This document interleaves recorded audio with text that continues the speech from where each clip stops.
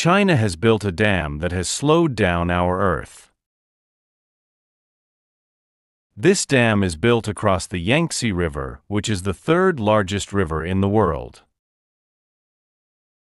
When this dam was built, large areas the size of London were submerged. This dam also has the largest number of people displaced for a single project.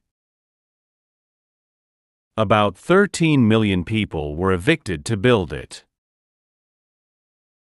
Around 1,300 historical sites were submerged during the construction of this dam. Moreover, the Three Gorges Dam in China was able to reduce the Earth's rotation by 0.06 microseconds in 1 year, which has caused for climate change in that area and frequent earthquakes. There are many other problems with this dam.